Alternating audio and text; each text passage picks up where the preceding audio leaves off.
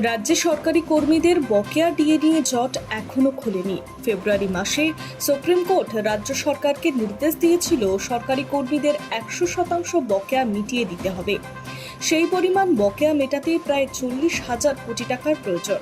এখনো পর্যন্ত পশ্চিমবঙ্গ সরকার 7,700 কোটি টাকা মিটিয়েছে বলে আদালত জানিয়েছে। অন্যদিকে সম্প্রতি 100% বকেয়া মহার্ঘ ভাতার বদলে বকেয়ার 85% মেটাতে চেয়ে আদালতের দ্বারস্থ হয়েছে রাজ্য সরকার। এই জটিল পরিস্থিতিতে সুপ্রিম কোর্ট মামলার গত শুনানিতে রাজ্যের সরকারি কর্মীদের বকেয়া ডিএ মেটানোর প্রক্রিয়া নিয়ে আলোচনা করতে সরকারি কর্মচারীদের পক্ষে 10 জন প্রতিনিধির নাম ঠিক করে দেওয়া হয়েছে।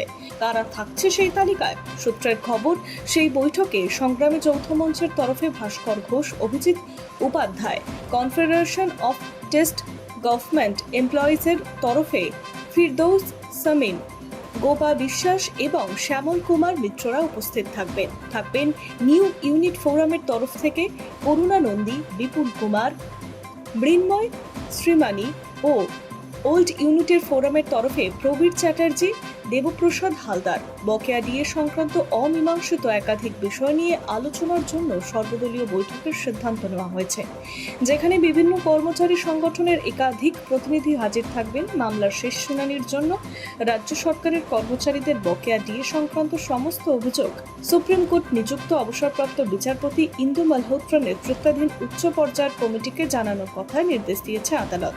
আন্দোলনকারী সংস্থাগুলির প্রতিনিধিদের সঙ্গে সশরীরে বসে আগামী 8 সপ্তাহের মধ্যে একটি পরিপূরক রিপোর্ট জমা দিতে মনিটরিং কমিটিকে রিপোর্ট দিয়েছিল সুপ্রিম কোর্ট। সর্বোচ্চ আদালতের নির্দেশ মতো 8 সপ্তাহের মধ্যে মনিটরিং কমিটি যে সাপ্লিমেন্টারি রিপোর্ট জমা করবে তার উপরে বিবেচনা করবে আদালতের পরবর্তী সিদ্ধান্ত কি হতে চলেছে। Hi news network.